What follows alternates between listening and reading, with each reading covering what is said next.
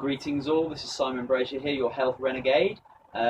Victoria was super beautiful and warm last week, but today it's very stay at home in your pants all day kind of a day. But we must persevere, and I'd love to talk to you today about water.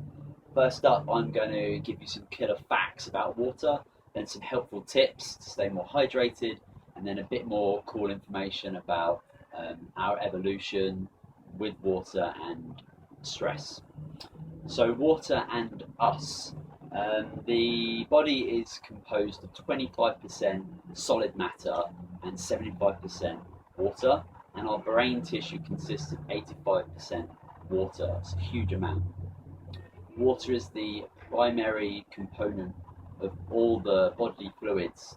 This includes blood, lymph, digestive juices, urine, tears and sweat.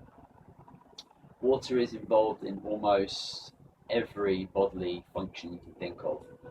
Circulation, digestion, absorption and elimination of wastes, just to name a few.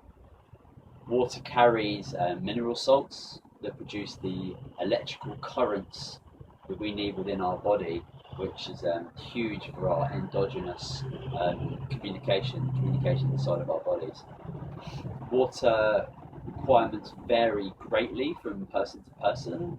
The climate in which we live in, our activity level, our age, size, and our individual diets all influence our individual needs for water. And what's really interesting is that at the moment, a dry mouth is the only accepted sign of dehydration within the body. But this signal that we get, this dry mouth dehydration, is the last outward signal sign of extreme dehydration, which is super simple and really interesting to kind of understand. So some tips to stay hydrated. So on average, we need about 12 cups worth of water each day to stay hydrated. That's around 3 to 4 litres, which I know sounds like a lot of water. So tip number one is definitely invest in a nice water bottle and become very, very close friends with it. I love my Swell bottle. I've had it for about 2 years. It's really easy to clean, easy to carry, and it also doubles as like a pretty good self-protective agent. Tip number two, eat more fruits and vegetables, which are an amazing source of water within food. A lot of times people don't really think about that. So upping your fruits and veg. Tip number three, consume your 12 glasses at several intervals throughout the day. So begin perhaps with 1 or 2 glasses when you wake up and go from there. Personally, when I wake up, I like to have a glass or two of warm lemon water.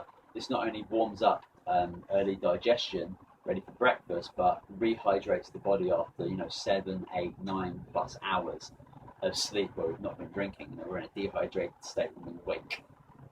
Tip number 4, try to avoid too much water about an hour before each meal. This is because it can dilute digestive juices and reduce food digestion and nutrient assimilation. So optimal digestion also equates to positive hydration levels. Tip number 5, be careful with your consumption of caffeine, alcohol, and those crappy manufactured beverages. Thinking that these beverages are desirable substitutes for the purely natural water needs of the daily stressed body is an elementary but catastrophic mistake. Yes, they contain water, but also many dehydrating factors and agents. They get rid of the water they are dissolved in, plus more water from the reserves of your own body. Incredibly depleting.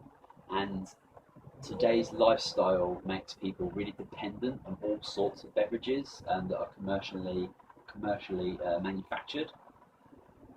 And personally, what's really scary about this is that kids are not educated to drink water, really. They become dependent on juices and sodas and brightly coloured boxes.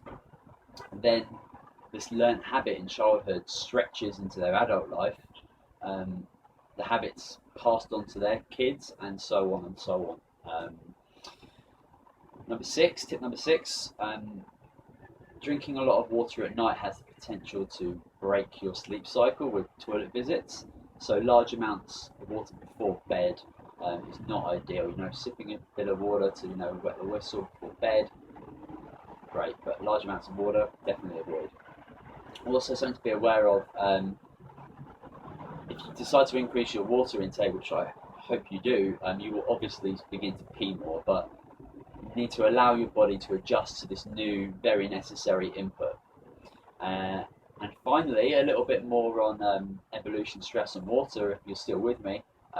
So when we evolved from the species that was given life in water, the same dependency on the life-giving properties of water was inherited within us. So the role of water inside each of us has not changed since the first creation of life in salt water and its consequential adaptation into fresh water. Super brilliant, super interesting. And in times of stress, be it huge or small or whatever, day to day, in times of stress, the body will ration water, and some organs will take priority over others as an amazing survival method. So, for example, the brain takes absolute priority over all other systems. The brain is 1/50th of our total body weight, but receives 20% of blood circulation. It's huge. Because dehydration eventually causes loss of some bodily functions, the various sophisticated signals given by the body's water rationing system during severe and lasting dehydration have been translated today as indicators of unknown disease conditions of the body that people come in and out of doctors' offices all the time with. Many of these signals are simply silenced with chemical products and drugs. And naturally, chronic dehydration in the body means long-term water shortage. And like any other deficiency disorder, such as vitamin C deficiency in scurvy or iron deficiency in anemia, the most efficient method of treatment is supplementing the missing ingredient. And the simple truth is that dehydration can cause disease. Well, that's about it from me on water today.